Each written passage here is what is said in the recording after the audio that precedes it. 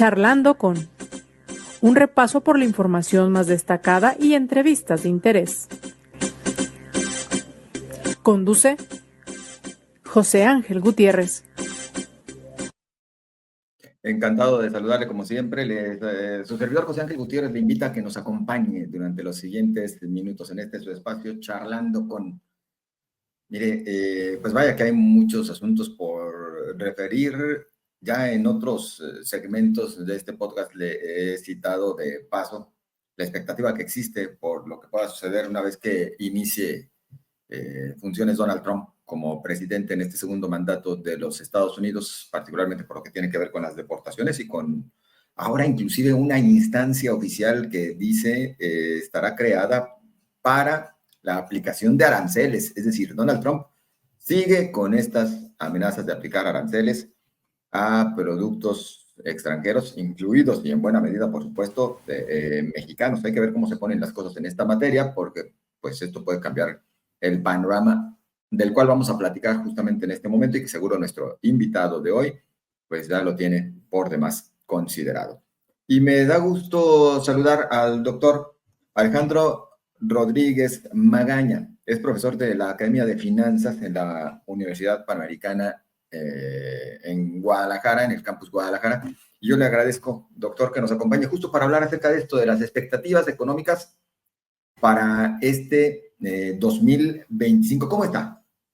¿Qué tal, José Ángel? Es un gusto saludarte, saludar a tu audiencia. Estamos bien, arrancando un año que nos presenta grandes retos en materia económica, en materia de seguridad, en materia de cultura y de estructura de nuestro país, con los proyectos que México tiene, que parece con lo que nos han estado presentando, que son proyectos ambiciosos, que son proyectos en los que por fin se ve que hay planes y que hay intenciones de México de ubicarse en un marco global, mundial, económico, de interés y que sea más atractivo para poder enfrentar los riesgos que se nos presentan. Un año complejo, un año lleno de muchas dudas, de muchas inquietudes, y esta que mencionas relacionada con el cambio de gobierno de Estados Unidos. Que en el papel, este Plan México en particular, la verdad es que pinta muy bonito. Esperemos que en la práctica sea tan bonito como nos lo presentaron, doctor. Pero ya es tradición, y nuestro público no nos dejará mentir, que justo los académicos del área de finanzas en la Universidad Panamericana nos presenten estas expectativas 2025 en todos los ámbitos. Y lo más interesante, lo digo para quien nos acompaña en este momento, pues nos lo dicen así como que masticadito, si se vale el término, traducidito al cristiano para que le entendamos todos, los ciudadanos de a pie. Así que, doctor, a ver, ¿por dónde empezamos? Así, las expectativas generales para la economía mexicana en este 2025, ¿cuáles serían? En 2025 México tiene un escenario complejo de crecimiento económico. El crecimiento económico será limitado porque no podemos cambiar una inercia. El último sexenio fue el más bajo de crecimiento económico desde Miguel de la Madrid, y esto es hablar ya de muchos años en el que habíamos tenido un crecimiento económico, digamos, acorde al crecimiento mundial, pero en México fue un crecimiento bastante limitado. Se necesita acelerar ese desarrollo para reducir la pobreza, reducir la desigualdad. La causa deben ser factores de incertidumbre política que los tuvimos el año pasado. Fue un año de elecciones. Este año será un año de replanteamientos de muchas cuestiones que ya con las elecciones que se tuvieron vendrán sin duda pues un remanso en el que hay que decidir y hay que analizar ya en otra perspectiva, ya con un cambio de gobierno tanto en México como en Estados Unidos. Ojo, en octubre aparentemente viene el cambio también en Canadá, que podría significar también nuevas señales y nuevas decisiones. Ha habido bajos niveles de inversión privada y pública y una productividad laboral que para México está estancada.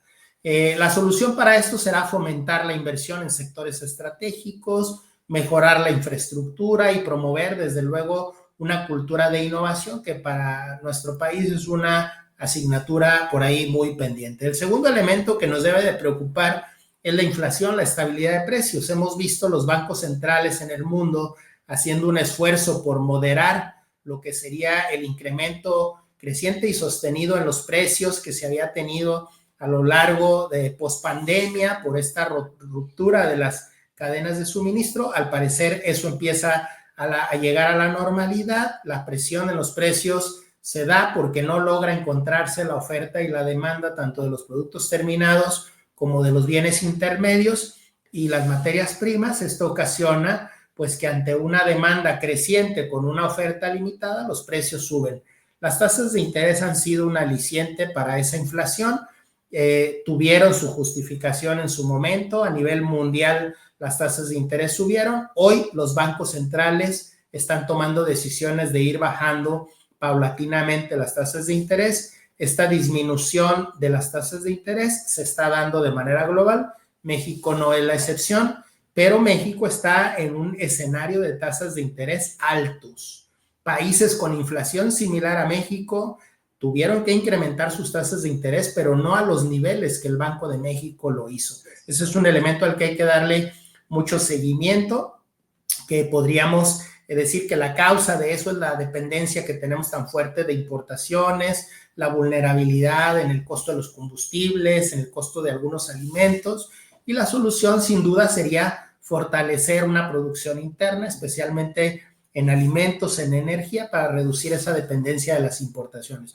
Un tercer elemento al que hay que dar seguimiento es la debilidad en la inversión privada. Estamos muy débiles en eso.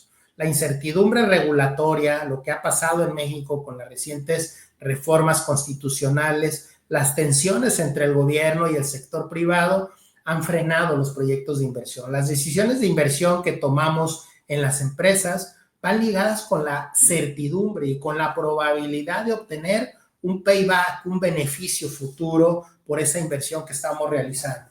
En la medida que el escenario es incierto, que la regulación se vuelve volátil, que hay tensiones entre el gobierno y el sector privado, en esa medida le estamos transmitiendo al empresariado incertidumbre, y esa incertidumbre frena la inversión. Eso ha ocurrido en los últimos años en nuestro país, y este año habría que ver señales más claras de una mayor decisión para cambiar el ambiente que tienen los empresarios en su ánimo de inversión. Los cambios en las políticas públicas, los mensajes poco claros con respecto al Estado de Derecho, me parece que son la causa de esta incertidumbre, y desde luego que se tendría que generar pues un entorno de mayor certidumbre jurídica, políticas claras, tratando de incentivar esa confianza.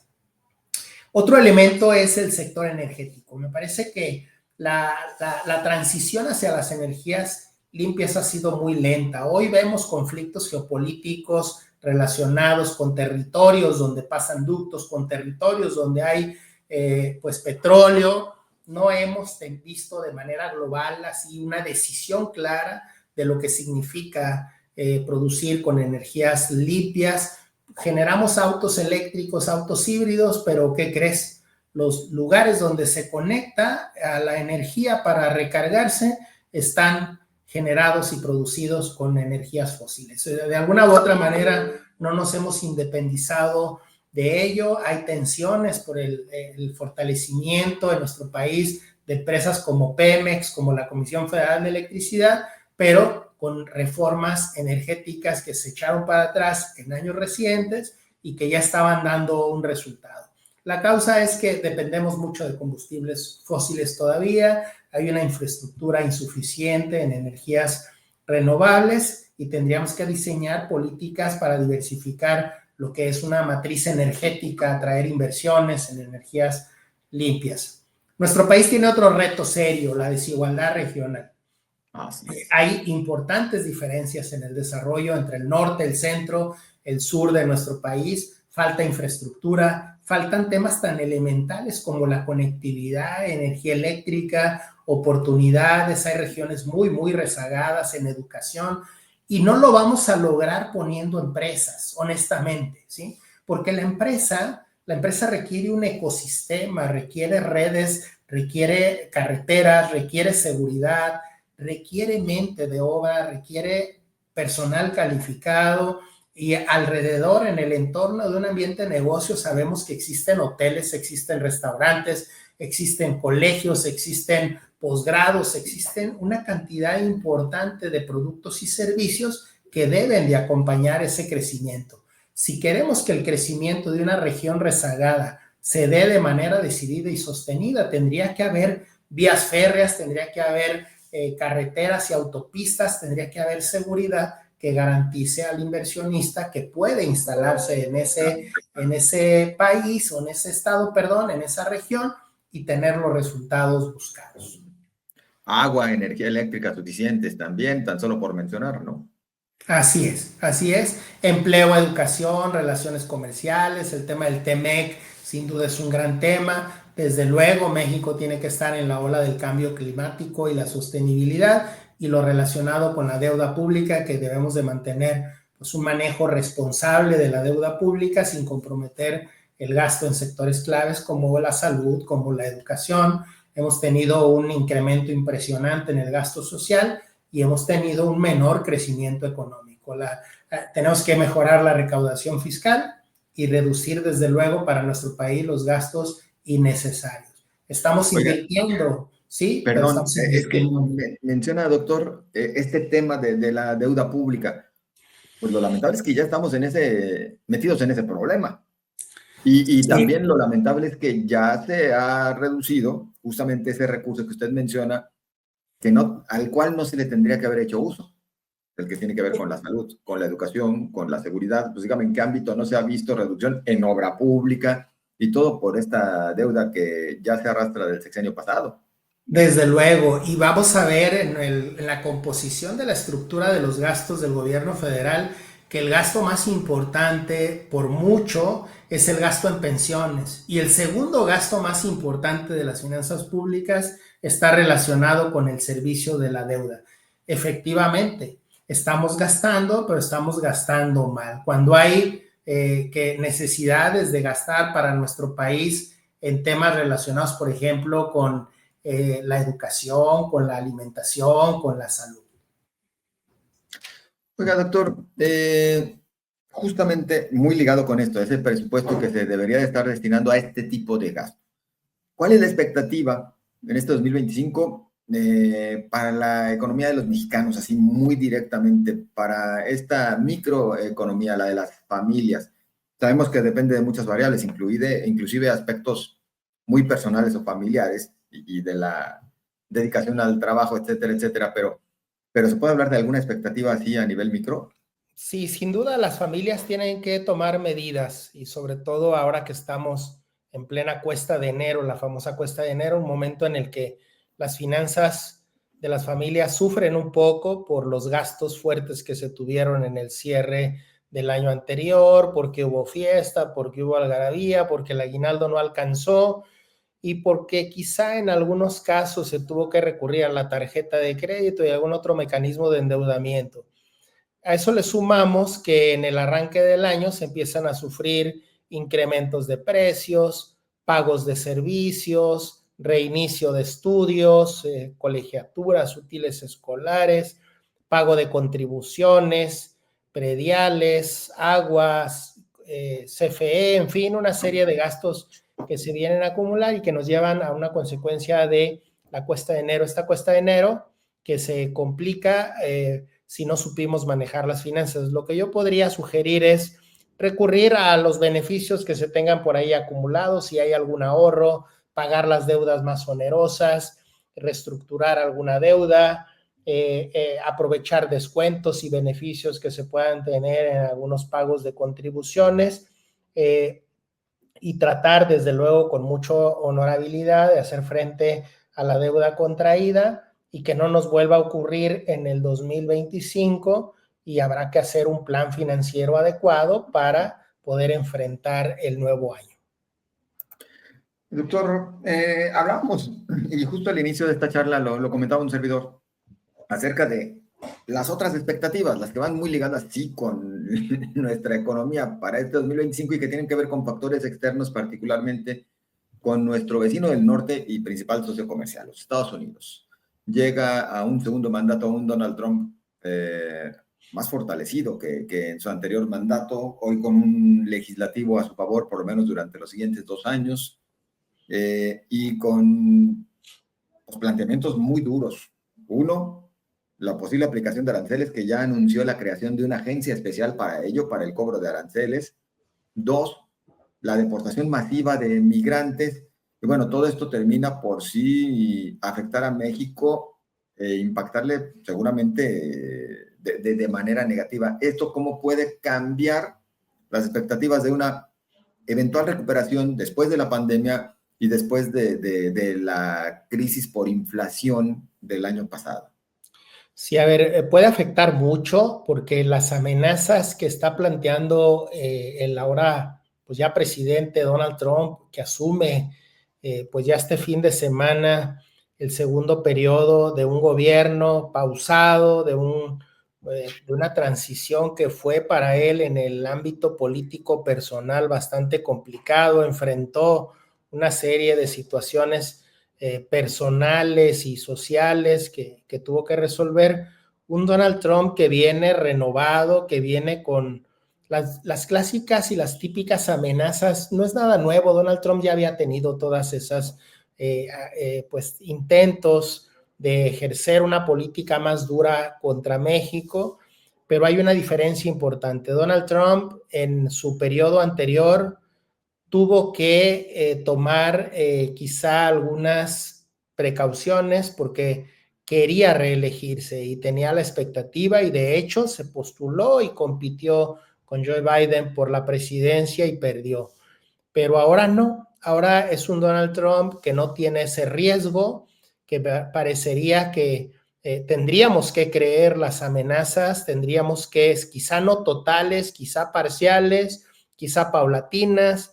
Su equipo de gobierno, su equipo económico ha salido a comentar que el tema de los aranceles va, pero que tiene que ir paulatino, que quizá iniciar con 2 o con 3% para llegar al 20% que él había comentado, pero la discusión se está centrando en la forma en la que va a poner los aranceles, no en si los pone o no. Y ese es un tema que debería de preocuparnos porque estamos hablando de una decisión mucho más fuerte y más creíble de lo que habíamos tenido en el periodo anterior. Doctor, el tratado comercial, el TEMEC, ¿está en riesgo? Sí, el TEMEC se pone en riesgo al menos en la revisión 2026, porque en esa revisión sin duda habrá que negociar muchas cosas. México tiene que ser más cauto, tiene que ser prudente.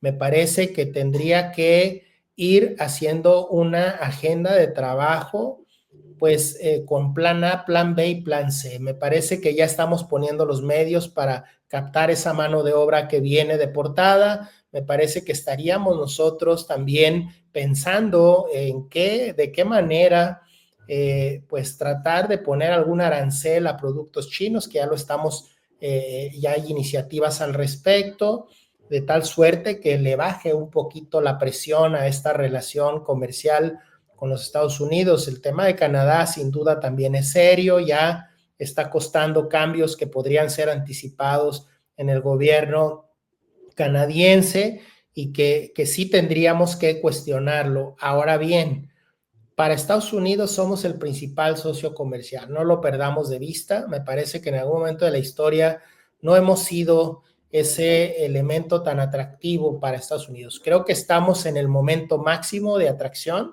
para los Estados Unidos. Yo invitaría seriamente, y espero que el alcance de este programa, de este podcast, sea hasta allá. Yo invitaría a Estados Unidos a dejar de preocuparse porque China llegue a México y a través de México llegue a los Estados Unidos. Queremos el capital norteamericano trabajando en México, queremos naves industriales, queremos sus empresas, queremos que mejore la calidad de vida de los mexicanos con mejores salarios, con lo que ellos están dispuestos a pagar.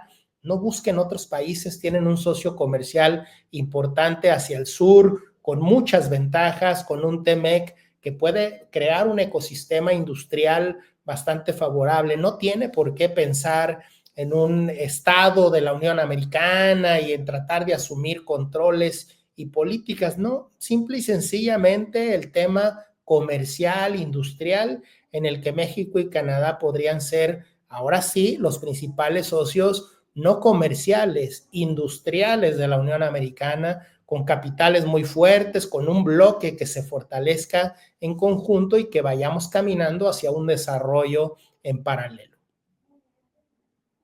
Pues esperemos que de verdad se tome este llamado y se tome a bien, y también por parte de las autoridades mexicanas, que tendrán ese reto de actuar con mucha madurez, dejar eventuales influencias ideológicas, inclusive de lado, y pensar pues en el bien de nuestra nación, en lo que más le convenga a los mexicanos, principalmente en estos temas, los económicos, los comerciales, los productivos. Híjole, doctor, pues el tiempo se nos ha venido encima. A manera de conclusión, este 2025, entonces, nos pinta menos, perdónenme el término, menos peor que el 24 y que el 23 y que el 22, o cómo lo podemos así clasificar. Sí, fíjate, José Ángel, se antoja más complicado. Creo que el escenario global, el riesgo de una posible recesión existe, de un crecimiento menor que el año anterior, por lo que se ha presentado de manera global. El calentamiento global es un gran tema. El tema de lo que es el comportamiento del clima y los trastornos que ocasiona, los costos y los gastos para los distintos países. Hay países preparados para ello, pero habemos países que no estamos preparados, que no hemos tomado las medidas, y creo que eso nos va a crear mucha incertidumbre, mucha inestabilidad. Las decisiones se tomaron, ahora habrá que crear los mecanismos en cada uno de los países para adaptarse a este nuevo enfoque, a esta nueva forma de hacer negocios, de llevar relaciones entre países. De manera global hay grandes tareas, el tema de la inteligencia artificial, las inversiones en tecnología. Las empresas debemos fortalecer las inversiones de CAPEX en materia tecnológica. La mente de obra es muy importante. Yo invito a tu audiencia a que se preparen, a que estudien, a que se formen, a que estudien un posgrado, a que tratemos de invertir en eso que puede significar algo más de certeza de largo plazo, porque el corto plazo, al menos para el 2025, se ve muy complejo. Pues a estar preparados entonces. Por nuestra parte, agradecidos, doctor Alejandro Rodríguez Magaña, profesor de la Academia de Finanzas en la Universidad Panamericana, Campus Guadalajara. Muchas gracias, José Ángel, un placer, un placer. Todas sus explicaciones claras para que, insisto, los de a pie lo entendamos. Eso siempre se agradece, doctor. Muy amable. Un placer. Gracias. Y también a usted muchas gracias por su compañía. Recuerde, pues estamos a sus órdenes aquí en Charlando Con y en las redes sociales de Cabecera MX. También ofrezco a usted las redes personales de su servidor, en ex Twitter, @JoséAngelGTZ, en Facebook, José Ángel Gutiérrez, la fanpage. Le deseo de lo mejor. Nos seguimos viendo y escuchando. Pásela bien.